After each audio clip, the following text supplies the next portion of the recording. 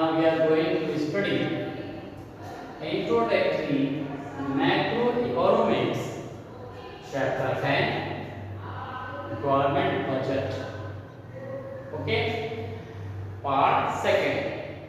You know, in part one we are in online live classes study about the first portion. Okay, that is why we mention here the part second. In this part we are going to discussing about the budget expenditure. तो students यहाँ पर हम budget expenditure की हम बात करेंगे, budget के expenditure की हम यहाँ पर जो डिस्कस है उसके बारे में बात करेंगे। इससे पहले आपने जो कि आपका वीडियो जो लेक्चर है उसमें तो नहीं था, डायरेक्ट क्लास में था आपके पास कि जो बजट रेवेन्यू है आपके पास या बजट रिसिप्ट की हम बात कर चुके हैं और बजट रिसिप्ट में आपने समझ लिया था। उससे पहले बजट को हमने एक्सप्लेन भी किया था कि क्या होता है, लेकिन यहाँ हम बात करेंगे बजट एक्सपेंडिचर। देखिए बजट के आपने दो पार्ट पढ़ेंगे। पहला पार्ट आपने पढ़ा था जब हम बजट की बात करते हैं तो यह आपके पास बजट था, आपने क्या करा था, बजट के अंदर आपने दो पार्ट इसके अंदर देखे, एक पार्ट यहाँ और एक पार्ट यहाँ। तो बजट के दो पार्ट आपके पास हो गए। एक पार्ट में आपके पास क्या था, इनकम का पोर्शन था जिसे आपने कहा था बजट रिसीप्ट। तो यहाँ पर जो आपके पास था वो क्या था, बजट आपके पास रिसीप्ट्स आपके पास थी। ओके, और ये जो दूसरा हमारे पास पार्ट है इसमें आपके पास बजट एक्सपेंडिचर है आपके पास। तो ये आपके पास क्या है, बजट एक्सपेंडिचर। तो हम यहाँ पर बजट एक्सपेंडिचर, तो बजट एक्सपेंडिचर में भी जैसे यहाँ आपके पास क्या थे, बजट रिसिप्ट में आपने दो चीजें पढ़ी थी, एक रेवेन्यू रिसिप्ट पढ़ी थी और एक आपने कैपिटल रिसिप्ट पढ़ा था। एक पहला पार्ट इसका आपके पास क्या पढ़ा था कि आपने यहाँ पर रेवेन्यू ये रिसिप्ट के बारे में आपने यहाँ पर पढ़ा था कि ये जो रेवेन्यू रिसिप्ट है ये आपने पढ़ी थी। और दूसरा आपने पढ़ा था वो क्या पढ़ा था, आपने पढ़ा था कैपिटल रिसिप्ट। ओके, तो ये कैपिटल रिसिप्ट भी आपने यहाँ पर जो है वो पढ़ी थी। तो ये आपने दो चीजें यहाँ पर पढ़ ली थी। तो बिल्कुल ऐसे ही जो बजट रिसिप्ट है ऐसे ही हमारे पास पोर्शन आ जाता है बजट एक्सपेंडिचर। तो बजट एक्सपेंडिचर में भी ये हमारे पास जैसे रेवेन्यू रिसिप्ट है तो यहाँ पर भी आपके पास क्या आ जाता है, रेवेन्यू एक्सपेंडिचर। और इसी तरह से जो दूसरा पोर्शन है कैपिटल, यहाँ पर रिसिप्ट तो यहाँ पर कैपिटल एक्सपेंडिचर।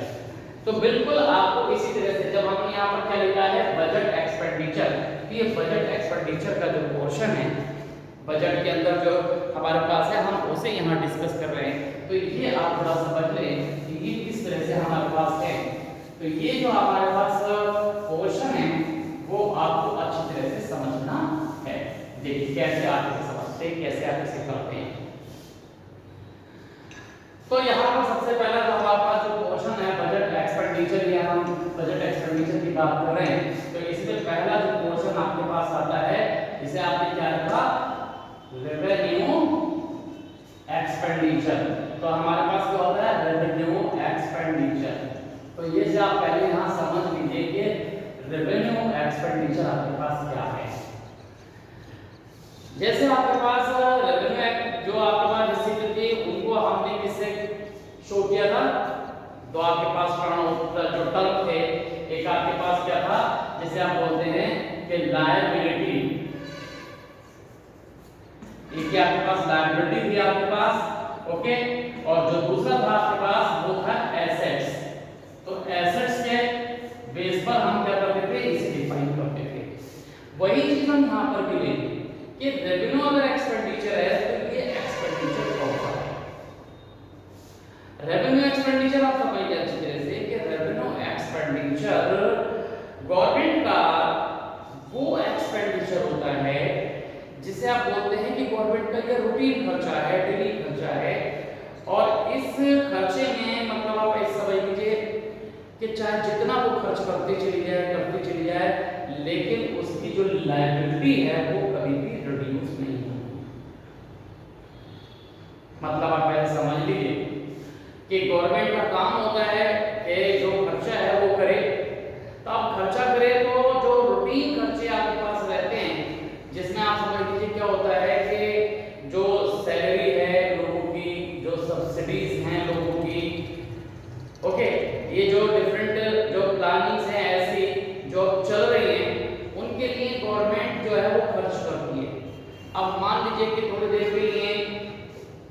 भाई गवर्नमेंट डिपार्टमेंट है, उसने क्या काम किया, इस महीने सैलरी दे दी, तो क्या उसे अगले महीने सैलरी नहीं देनी, देनी ही पड़ेगी। क्यों? क्योंकि उसकी लायबिलिटी बनी हुई है, कभी खत्म नहीं होगी। तो इसमें हम बोलते हैं, जब खर्चे की बात करते हैं तो ये आपके पास होता है नो रिडक्शन। इसमें कोई भी रिडक्शन आपके पास क्या होगा, नहीं होगा। तो ऐसे सारे खर्चे जिनके लिए गवर्नमेंट करती है, लगातार करती जाएगी। ये जो हमारे पास जो खर्चा है वो यहाँ पर तो लगातार ये करती चली जाती है, लेकिन इस खर्चे के लिए उसके पास कभी भी क्या होगा, उसकी जो रिस्पॉन्सिबिलिटी है वो कभी भी खत्म नहीं होती है, वो वैसे की वैसी बनी रहेगी। मान लीजिए कि स्टूडेंट है और उसने स्कॉलरशिप दे रखी है, तो अगर एक साल उसने स्कॉलरशिप दी है या एक महीने वो स्कॉलरशिप दे रहा है, स्टेशनरी का खर्चा गवर्नमेंट दे रही है, तो क्या अगले महीने भी देगी? क्या एजुकेशन के फील्ड में प्राइमरी जो सेक्टर एजुकेशन है उसमें अगर वो मिड डे मील दे रही है, तो क्या आज उसने मिड डे मील दिया तो क्या अगले दिन नहीं देगी? एक महीने दिया क्या अगले महीने नहीं देगी? हर बार जो है उसको देना पड़ जाता है। तो ऐसे जितने भी खर्चे होते हैं वो गवर्नमेंट की क्या होंगे, रेवेन्यू एक्सपेंडिचर। तो रेवेन्यू एक्सपेंडिचर आप समझिए बहुत अच्छी तरह से, क्यों? क्योंकि इसी में एक टर्म आता है कि रेवेन्यू डेफिसिट, तब आपके पास काम करेगा रेवेन्यू। तो रेवेन्यू जो एक्सपेंडिचर है, चाहे गवर्नमेंट कितना ही खर्च कर दे, उसके लिए उसकी जो लायबिलिटी है कभी भी कम नहीं होगी। और फिर एसेट्स पे भी देखिए क्या होगा कि गवर्नमेंट कितना ही खर्च कर दे लेकिन उसकी एसेट्स बनेगी नहीं। मतलब ये कि उसको ऑनरशिप नहीं मिलेगी। मान लीजिए कि अनएम्प्लॉयमेंट जो स्टाइपेंड है, बेरोजगार भत्ता है, वो हर महीने दे रही है, उसे क्या मिल रहा है? किसकी ऑनरशिप उसके पास आ रही है? कोई उसकी प्रॉपर्टी बन रही है? नहीं बन रही है। एसेट्स में कोई इंक्रीज नहीं होता, तो क्रिएशन होता ही नहीं है, तो एसेट्स कभी नहीं बनेगी।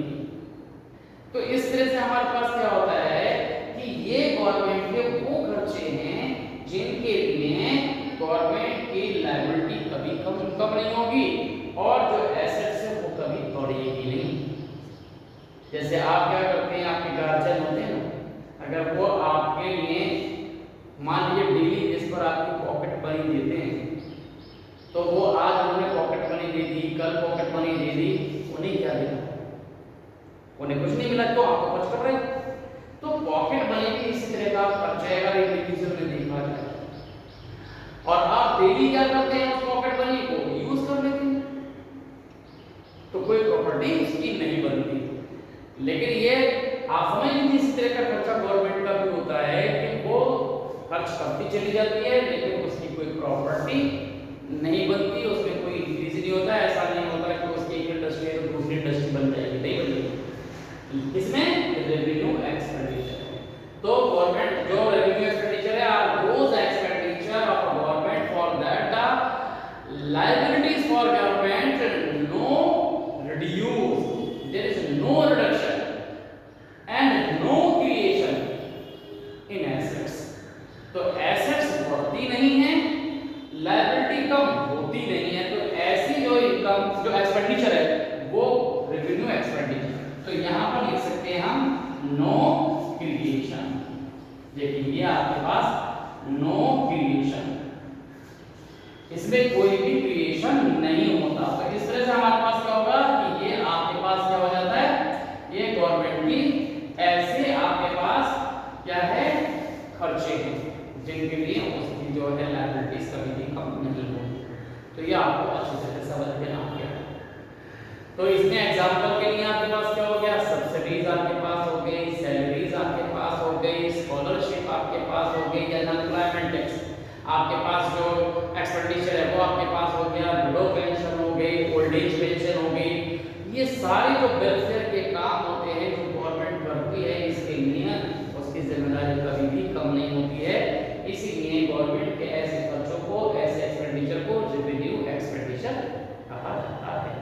तो ये आपको समझ में आ गया।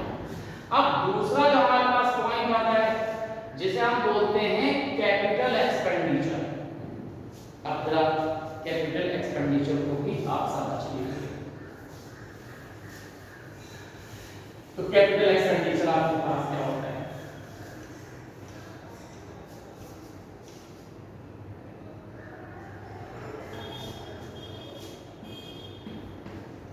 कैपिटल एक्सपेंडिचर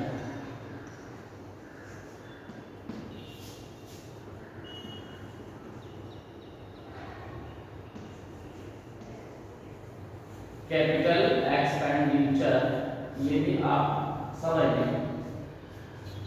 हमने कहा कि ये चाहे बजट के चाहे रिसीप्ट हो, बजट का चाहे एक्सपेंडिचर हो, ये दो वर्ड पर पूरी तरह से डिपेंड होता है। एक लायबिलिटीज और दूसरा एसेट्स, इन्हीं पर इनको डिफाइन करना होता है। यही चीज आपको समझ में आनी चाहिए। और यहाँ हम लैंग्वेज में भी कह देते हैं किसी भी चीज के लिए कि भाई उसकी लायबिलिटी होती नहीं पूरी की, कहते ना कहते हैं। मान लीजिए कि स्टूडेंट है, उसने पढ़ाई नहीं की तो उसने अपनी लायबिलिटी पूरी नहीं की। अगर गार्जियन है, उसने अपने बेटे को नहीं पढ़ाया तो उसने लायबिलिटी नहीं की। और जब कोई पर्सन क्या होता है पूरी अपने सारी जिम्मेदारी को निभाता तो कहते हैं वो कितना अच्छा है, उसने अपनी सारी लायबिलिटीज पूरी कर ली, अब उसे कोई चिंता नहीं। तो ये सारी चीजें होती है। तो अब कैपिटल एक्सपेंडिचर में आप आपके पास आ जाइए। कैपिटल एक्सपेंडिचर में भी हम उसी तरह से यहाँ पर डिफाइन करेंगे कि जो लायबिलिटी है वो किस तरह से आपके पास है।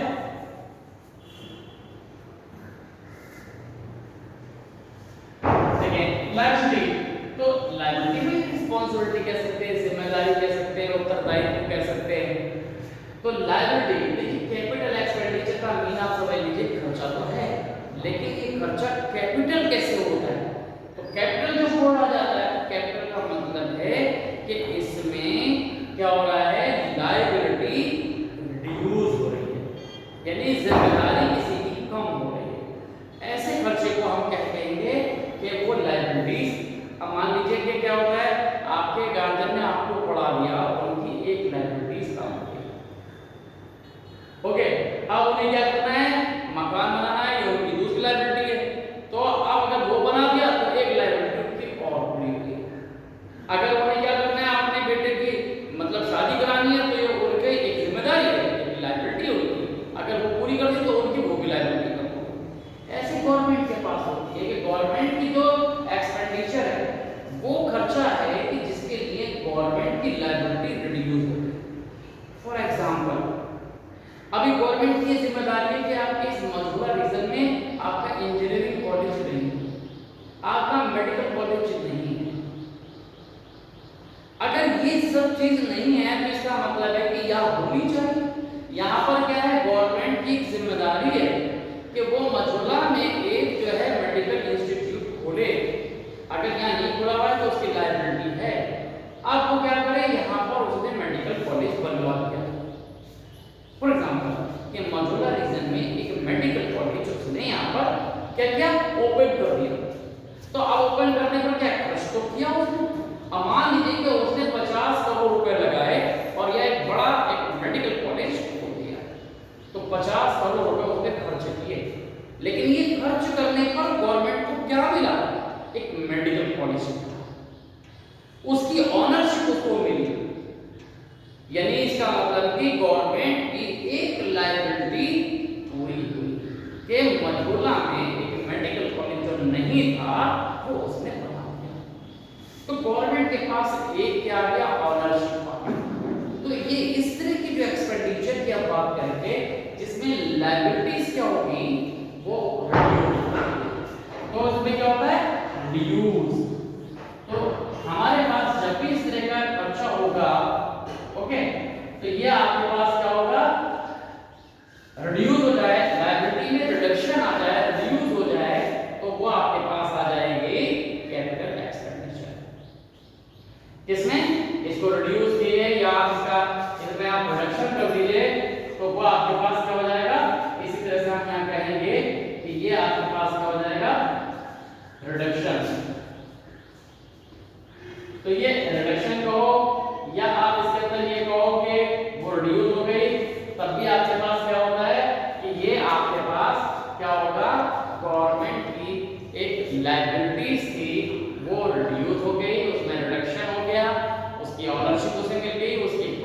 जब बन गई तो इस तरह से हमारे पास ये रहता है। फिर दूसरे की बात कर लेते हैं, एसेट्स की बात कर लेते हैं। देखिए एसेट्स, अब एसेट्स में आप देखिए एसेट्स क्या है। एसेट प्रॉपर्टी की बात हो गई, एसेट्स की बात हो गई। तो एसेट्स जो है वो क्या होती है, क्रिएट हो जाती है। गवर्नमेंट की जो एसेट्स है, क्रिएट या क्रिएशन, कुछ भी आप सीख सकते हैं, ये आपके पास हो जाती है क्रिएशन। जो एसेट्स है मतलब उसकी संपत्ति कह सकते हो, प्रॉपर्टी कह सकते हो, वो यहां बन गई।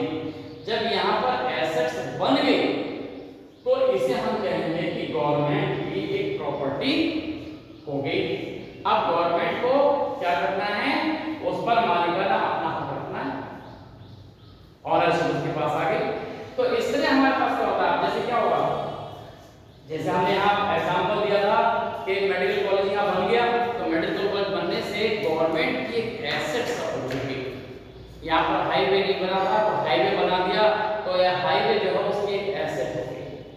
मेडिकल कॉलेज उसने बना दिया, वो उसकी एक एसेट हो गई। इंजीनियरिंग कॉलेज यहाँ बनवा दिया, वो उसकी एसेट में आ गई। तो इस तरह से हमारे पास क्या होता है कि जो गवर्नमेंट की जितनी भी ऐसे खर्चे होते हैं जिनमें गवर्नमेंट की जो लायबिलिटीज है जो रिड्यूस हो जाती है और जो एसेट्स है वो क्रिएट हो जाती है, तो ऐसे खर्चों को हम कहेंगे क्या, कैपिटल एक्सपेंडिचर। जितनी भी बिल्डिंग्स हैं, गवर्नमेंट के जितने भी इंस्टीट्यूट हैं, अगर वो बनाती है तो वो उसकी कैपिटल है, उसकी मालिक हो जाती है। गवर्नमेंट की इंडस्ट्रीज बनाती है तो वो क्या हो जाएगी, वो उसकी एसेट्स बन जाएगी। तो कंट्री में जितने भी ऐसे खर्चे होते हैं, इन खर्चों को स्ट्रेटेजिकली एक्सपेंडिचर या हम इसे कहते हैं प्लान एक्सपेंडिचर होता है। प्लान एक्सपेंडिचर का मतलब होता है जो डेवलपमेंट के लिए होता है। तो डेवलपमेंट के लिए हमारे पास कैपिटल एक्सपेंडिचर आता है। इसे प्लान करना पड़ता है कि हमें कहाँ का इंडस्ट्री, कहाँ का रोड, कहाँ पर ये चीजें बनवानी है। और जो दूसरा हमने आपको बताया था रेवेन्यू एक्सपेंडिचर, इसके अंदर क्या होता है, रूटीन खर्चा होता है, तो प्लान की जरूरत नहीं पड़ती है। एक बार बन गया तो वो वैसे ही चलेगा, उसी रूटीन पर चलेगा। इस सैलरी बांटनी है तो सबको सैलरी बांटनी है, उसमें कोई स्ट्रेटजी थोड़ी है। जो चल रही है चीजें वो चल रही है, उनमें कोई चेंज नहीं हो रहा है। लेकिन इसमें क्या होता है, हर बार आपको प्लानिंग करनी पड़ती है, हर बार आपको मॉडिफाइड करना पड़ता है, नए नए इन्वेस्टमेंट करने पड़ते हैं। तो ये इन्वेस्टमेंट का जितना भी प्रोसेस आता है वो कैपिटल एक्सपेंडिचर में एक प्लान आपके पास है, या आप अच्छी तरह से यहाँ पर समझ सकते हैं। और ये आपके पास क्या होता है कि वो नॉन प्लान एक्सपेंडिचर आता है, उसमें ऐसी स्ट्रेटजी की जरूरत नहीं पड़ती, वो नॉन डेवलपमेंट एक्सपेंडिचर होता है। और आप देखिए कि हमारे यहाँ कंट्री में कितने बड़े, मतलब कितने एक कह सकते हैं कि क्या ये इसलिए बड़ा कह सकते हैं कि कितना अफसोस वाली बात होती है कि हमारे यहाँ जो है कि कंट्री की ऐसी कंडीशन है कि हमारे यहाँ जो नॉन प्लान एक्सपेंडिचर है वो प्लान एक्सपेंडिचर से ज्यादा है। मतलब ये समझ लीजिए कि गवर्नमेंट को खैरात ज्यादा बांटनी पड़ रही है और प्रॉपर्टी कम बना रहा है। ये खैरात का मतलब आप समझ लीजिए कि वो लोगों के भलाई का काम ज्यादा करते हैं।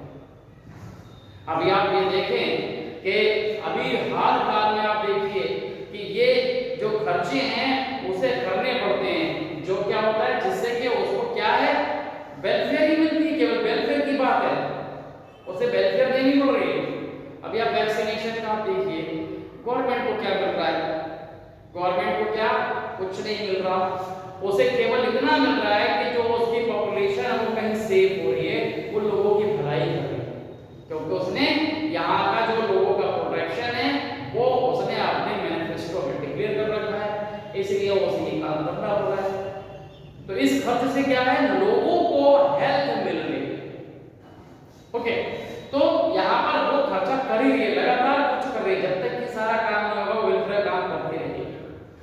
तो इस तरह से ये सब्सिडीज के ऊपर आप देखिए, जो सब्सिडीज हैं, सब्सिडीज खर्च करती ही रहेगी वो। अगर आज मान लीजिए कोई चीज पूरी हो गई है, वैक्सीनेशन मान लो पूरा हो गया, तो वो क्या करेगी, सब्सिडीज दूसरी चीज पे चली जाएगी। तो वो सब्सिडीज जो है वो लगातार देती